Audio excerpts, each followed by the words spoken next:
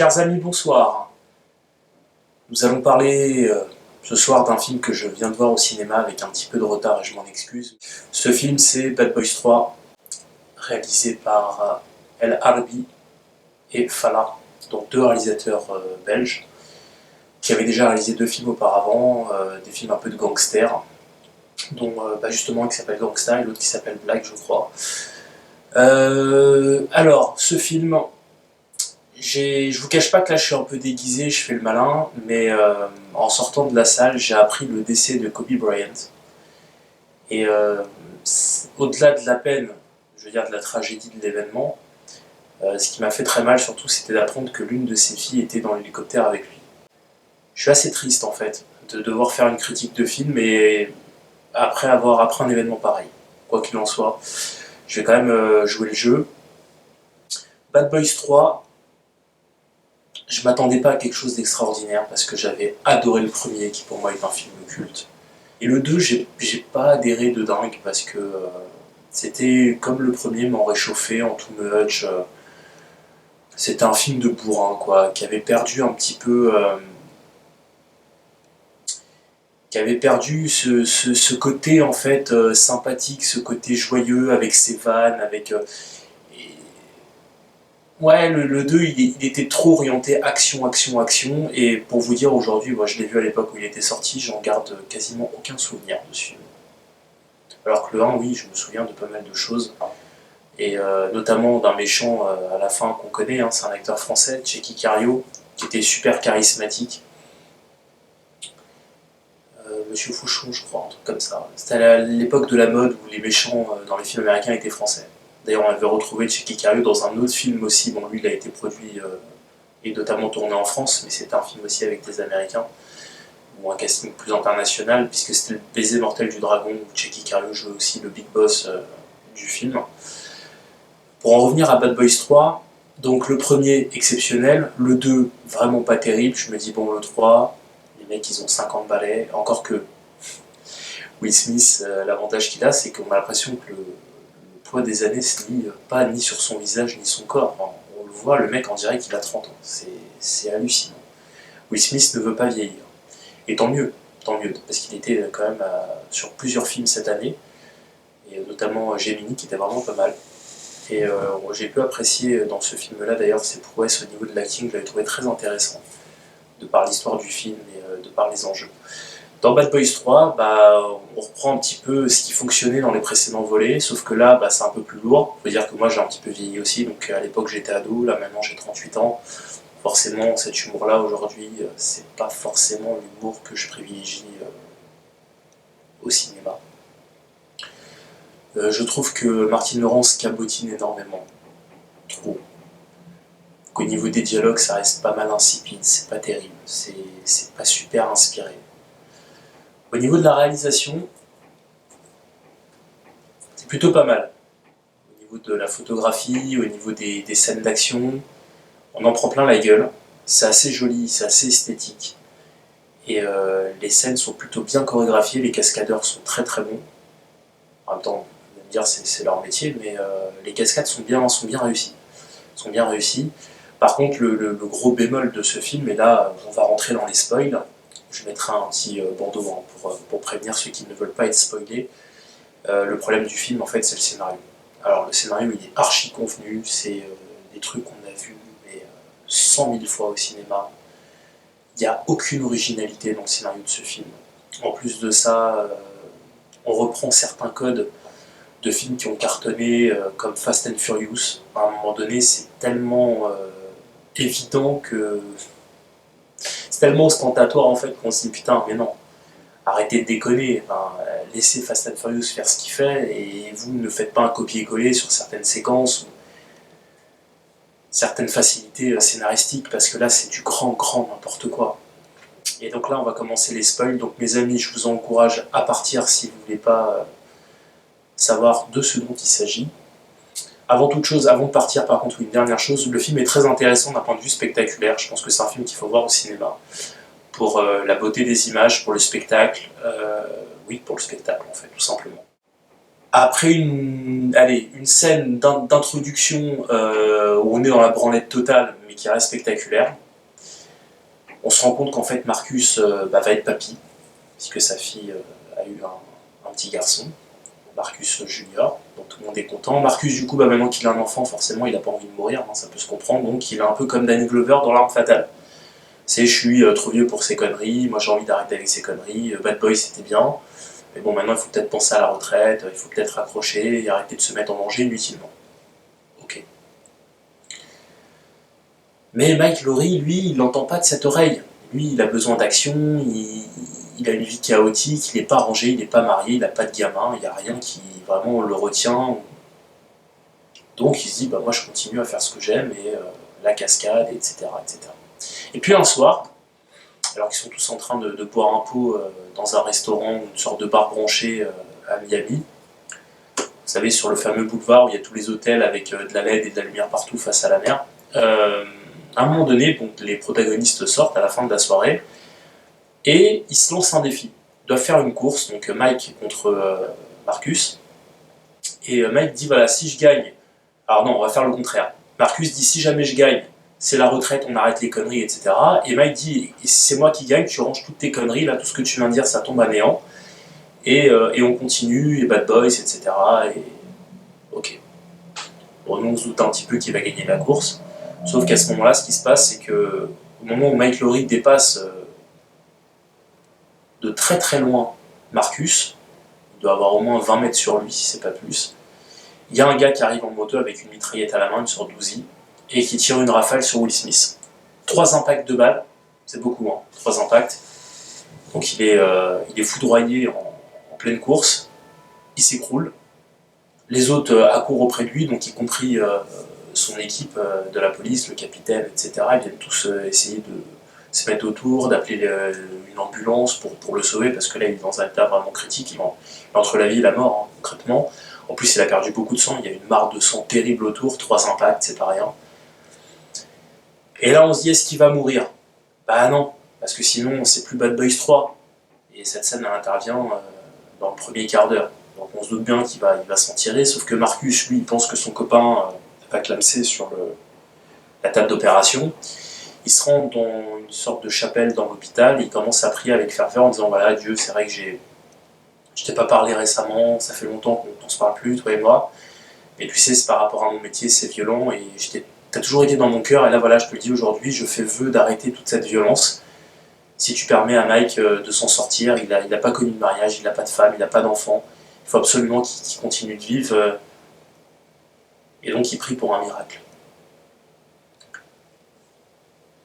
Et on comprend que Will Smith s'en est sorti, à un moment donné il y a une ellipse où on voit 6 mois plus tard, et là on assiste à un événement en fait, où la fille de Marcus se marie donc, avec son fiancé, et on voit Will Smith sur une chaise roulante, et là on se dit ah merde putain, ça se trouve en fait il est paralysé, et puis on se dit non, paralysé quand même, Bad Boys 3, pas génial quoi, au bout de 20 minutes, 15 minutes, non, ça va pas le faire. Donc là effectivement il doit faire un discours, il se lève de sa chaise, donc on comprend qu'il n'est pas paralysé, encore une fois la lourdeur, être sur des fausses pistes. Et là donc il fait un discours, et puis à un moment donné il voit son capitaine, vous savez, celui qui est un peu gueulard, qui arrête pas de leur foutre sur la gueule à chaque fois, qui est assez drôle d'ailleurs, Joe Pantoliano je crois qu'il s'appelle, j'ai peut-être écorché son nom, j'en suis désolé. Et il va voir le capitaine, et le capitaine lui tout de suite il le voit arriver à des kilomètres, Mike Lowry, il lui dit non, oublie. Il dit mais j'ai rien à dire, ouais non mais oublie, cette enquête je peux pas te la confier puisque c'est toi qui en es la victime, donc il est hors de question que je te confie cette enquête. Il dit ouais mais si, parce que c'est quand même, moi je peux pas laisser ça comme ça, et puis c'est là que le capitaine lui dit écoute, déjà regarde avec ton coéquipier, ensuite on en reparle.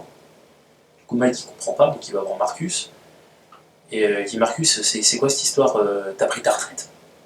Et là Marcus lui dit attends écoute, sois gentil, là c'est le mariage de ma fille, me prends pas la tête avec ça. Il lui dit mais Marcus je peux pas me laisser tomber, toi et moi on fait équipe, on est ensemble. Puis je me suis fait massacrer, et il faut que je me venge, je peux pas laisser ça comme ça et tout, et il faut que tu sois avec moi. Et là il y a une belle scène en fait entre les deux protagonistes, parce qu'à un moment donné, Mike il comprend pas en fait pourquoi Marcus il veut se ranger, il veut plus de tout ça, il sait pas que Marcus a fait une promesse dans un moment d'intimité avec le créateur, et que quelque part il a un peu marchandé avec le créateur pour que Mike puisse survivre justement à cette attaque. Il peut pas dire ça de but en blanc à Mike, donc il ne lui dit pas bien entendu, Mike ne comprend pas. Et à un moment donné, Mike il va un peu loin en disant ouais en fait tu m'abandonnes, t'es un enfoiré, bon il lui dit pas ça comme ça hein, bien sûr. Et là t'as Marcus qui lui dit avec beaucoup d'émotion ouais mais quand t'étais dans ton lit d'hôpital, ton cœur il s'est arrêté et que t'es reparti etc. Bah moi j'étais là. J'étais là tout le temps avec toi, c'est moi qui te rasais, c'est moi qui te teignais ton bouc en noir. Parce qu'à un moment donné il y a une vanne dans le film, comme quoi qui se teint le bouc. Euh, et donc il lui dit ouais moi j'étais là par contre, j'étais à côté de toi et non, moi je t'ai pas laissé tomber alors me manque pas de respect il me dit. Et du coup ça touche Mike, donc il comprend qu'il a été un peu loin dans ses propos. Et là bon la scène s'arrête et au final il essaye de checker avec lui et puis Marcus lui dit non non je vais pas checker avec toi, c'est fini moi la police, j'arrête, je prends ma retraite, terminé. Mike est un peu déçu. Alors celui qui a essayé de l'assassiner pendant le moment où il était en convalescence pendant 6 mois, bah, il s'amusait à tuer en fait toutes les personnes qui étaient liées à l'arrestation de sa maman. Sa maman, c'est une espèce de criminelle mexicaine, un peu sorcière sur les bords, qui a fait des choses pas très jolies par le passé, donc qui au début du film est en prison. Elle arrive à s'en sortir, elle arrive à s'évader de prison en poignardant à mort une policière. Elle lui prend ses vêtements pour faire croire que c'est elle qui est blessée. La policière est dans une machine à laver. En fait, on trouve le corps après, mais elle a réussi à se barrer entre-temps. Donc, elle retrouve son fils, qui lui aussi est un expert en armement, en arts martiaux. Une sorte de caïd mexicain, très jeune. Et elle lui donne une liste de cibles à abattre. Donc, son fils va dégommer toutes les personnes qui étaient mouillées, on va dire, dans les affaires du père.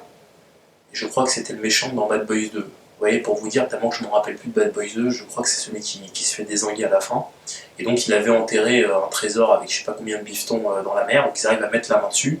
Et grâce à cet argent, lui, maintenant son fils, à cette femme qui est veuve, va pouvoir remonter une équipe avec un commando et abattre toutes les cibles. Donc c'est un film de vengeance qui m'a fait penser aussi à L'Arme Fatale 2. Vous savez, le film où on se retrouve avec des méchants qui s'amusent à tuer des flics.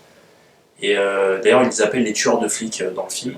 Et vous voyez, il y a aussi un petit peu ce côté-là qu'on retrouve dans Bad Boys 3. Donc là où c'est intéressant, c'est que ça donne un enjeu, une tension, une intensité particulière, où là on se dit putain, on voit des flics quand même se faire dégommer, un juge, des gens qui sont quand même assez importants dans le film, qui se font massacrer, les uns après les autres.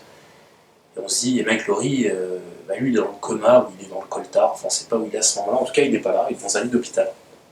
Et tout le monde se fait dézinguer un par un.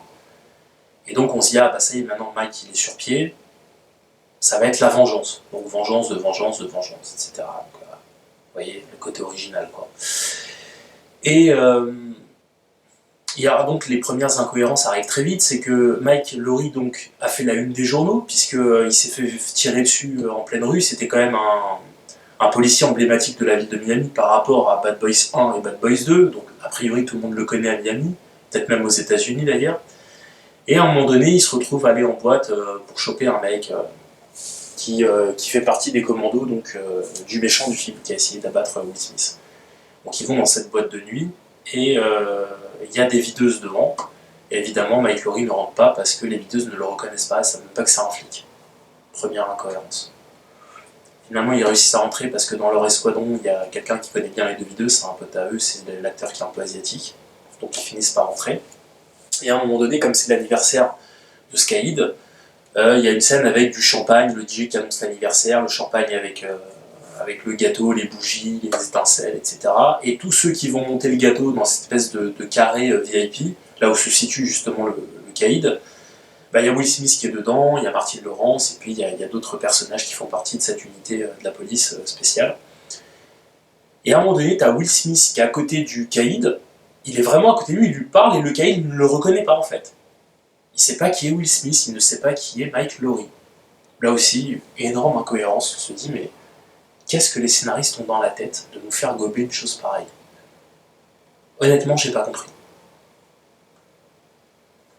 À partir de là, y a une course-poursuite qui est peut-être la plus belle scène, ou en tout cas la scène la plus spectaculaire du film. À ce moment-là, une course-poursuite de dingue, avec des motos, de la mitraillette. Cette scène est vraiment géniale, et elle est super bien réalisée en plus.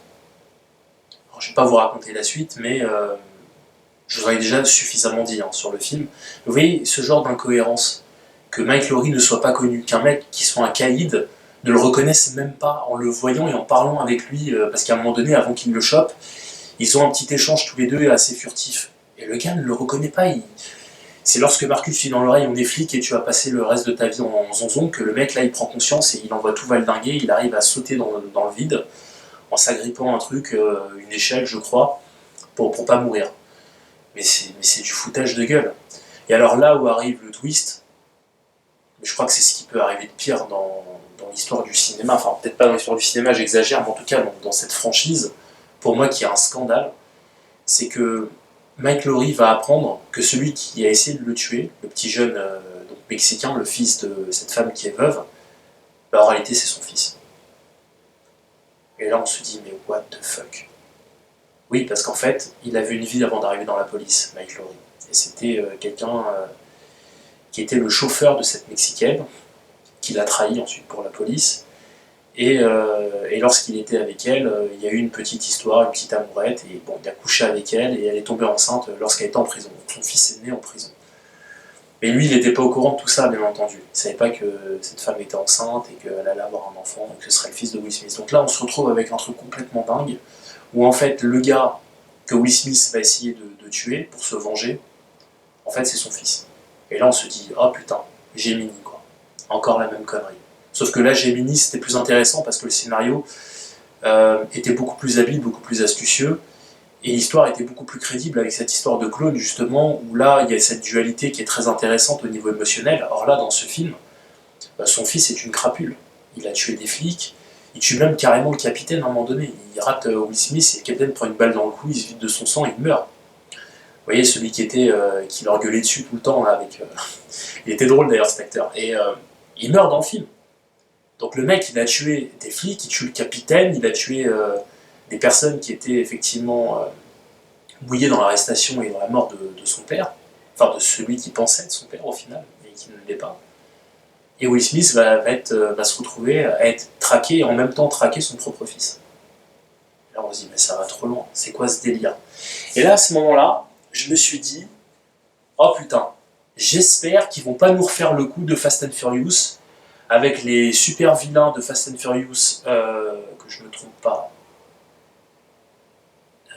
6 et 7, notamment Jason Statham et son frère d'ailleurs aussi, qui était dans le film précédent, qui deviennent ensuite amis avec la bande de Vin Diesel, et qui vont fighter contre le mal. Et ça pour moi dans Fast and Furious c'était juste un scandale, parce que bon, les mecs ils ont quand même tué plein d'innocents dans les deux volets précédents, et là ils se retrouvent en fait dans l'équipe, dans la même famille que Vin Diesel, tout va bien, on a effacé l'ardoise, part à zéro, on oublie tous les crimes, toutes les horreurs qui ont été perpétrées avant. Ça m'avait vraiment fait chier dans la saga Fast and Furious, j'avais trouvé que c'était un manque de respect, que c'était assez immoral en fait. Et dans ce film, je me dis, pourvu qu'ils ne refassent pas la même connerie, où à la fin Will Smith il n'arrive pas à le tuer parce que c'est son fils, et pour laver un peu toutes les horreurs qu'il a pu faire, il va lui proposer de rejoindre son équipe, et qu'ils vont faire équipe par la suite pour tuer des méchants. Bah ça a pas loupé, puisque la scène au moment où le générique arrive, on voit donc le fils de Will Smith, parce qu'il l'a pas tué au final, puis le fils apprend que c'est son fils, juste avant que la mère meure. Évidemment, elle aurait pu ne rien dire, mais là elle le dit pour bien le foutre dans la merde, alors qu'elle n'était pas obligée de le faire. Et d'ailleurs, cette scène ne sert à rien. Le fait que sa mère lui dise qu'au final, parce que lui il pose la question, il dit maman, c'est vrai que c'est mon père? Si sa mère lui dit non, tout va bien. Le fait que sa mère lui dise à la fin ouais, et alors il n'était pas là pour toi, maman, elle a aucun intérêt à faire ça, puisqu'elle veut que son fils tue son père biologique. Donc pourquoi elle va lui dire oui, c'est ton père? C'est prendre le risque que le mec il n'ait pas les couilles de tirer sur son père en fait en faisant ça. Donc c'est même pas cohérent. Au final, la mère meurt malgré tout. En plus, elle tire sur son fils en voulant tirer sur Mike Lowry. C'est son fils qui prend une balle. Son fils s'écroule. Elle est folle de rage. À un moment donné, elle se prend une balle elle aussi, ou elle est criblée de balles, je sais plus. Elle tombe dans un endroit, un hélicoptère a explosé. Vous voyez, donc c'est ça qui est terrible aussi, c'est que le film se termine par un accident d'hélicoptère. Et je sors du cinéma, donc c'est la scène finale, l'hélicoptère explose, une boule de feu et tout ça. Donc la mère, après, elle tombe là où il y a l'hélicoptère en feu, elle a survécu au crash en fait. Son fils aussi, pour qu'il y ait un sympa, pas que ce soit trop rapide. Et donc je sors du cinéma, j'apprends la mort par hélicoptère de Kobe Bryant. Je me dis, oh putain, fait chier. Et encore une fois, ce qui m'a attristé avec l'histoire de Kobe Bryant, au-delà du fait que ce soit une icône qui soit partie, c'est le fait qu'il y avait sa fille de 13 ans avec lui dans cet hélico, quoi. Ça, pour moi, c'est terrible. Alors, désolé pour cette petite aparté encore, hein, j'ai reconnecté, je sais, mais voilà. Donc je sors du film, j'étais extrêmement déçu par les trajectoires scénaristiques, je trouve que c'est du n'importe quoi, que ce twist, en fait, en voulant faire du sensationnel, est immoral, que c'est du foutage de gueule, que la fin, qui en plus de ça reste prévisible, est prévisible dans la connerie, on se dit non, surtout qu'ils fassent pas ça, et ils le font, puisque dans la scène, en fait, au moment où le générique se déclenche, on voit que Mike Lowry se rend en prison, donc il tombe sur son fils qui est derrière les barreaux, il le regarde et son fils lui dit, il dit à son fils, alors ça va, tu tiens le coup, il lui dit, bah il faut bien, j'ai beaucoup de choses à me faire pardonner, il faut que je paye le prix. Et là, t'as son père qui lui sort, et si je te propose un deal pour essayer de laver un peu toutes les conneries que t'as fait partiellement, est-ce que t'accepterais de me rejoindre? Et là, on comprend, voilà, c'est un peu comme Fast and Furious, quoi, copier-coller. Et ça fait chier, quoi. Ça fait chier parce que c'est immoral. Le mec, il a tué les capitaines, il a tué des innocents, il a essayé de tuer Will Smith aussi, enfin, il lui a mis 3 balles dans la tronche. Il n'a pas pris une dans la tête, heureusement, sinon il n'y avait plus de film, mais voilà, mais c'est n'importe quoi, quoi. C'est quoi ces conneries scénaristiques? C'est. Ouais, pour moi, c'est du foutage de gueule et. Oh non, putain, non, non, non, non, non. Ah non, pas maintenant, pas moi, non. Ah, fais chier.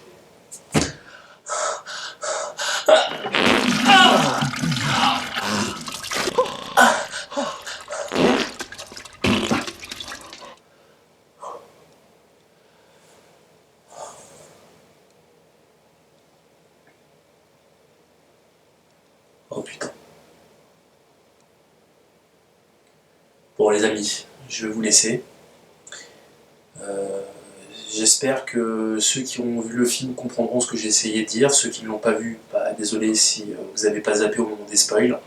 En même temps, si vous l'avez pas fait, c'est peut-être parce que vous n'avez pas envie de le voir, et peut-être que mes arguments iront dans ce sens-là, pour expliquer pourquoi vous n'avez pas eu envie de le voir, ou vous craignez justement que ce soit une connerie. Après, je vous cache pas que comme la chaîne vient de démarrer, je ne serai pas connu avant 5 ans ou 10 ans, au minimum. Donc d'ici là, je pense que tout le monde aura vu Bad Boys 3. Donc à la limite, c'est pas très grave. En tout cas, moi, je vous encourage à continuer à aller au cinéma, regarder plein de films, et puis je vous dis à très bientôt. À ciao les amis, portez-vous bien.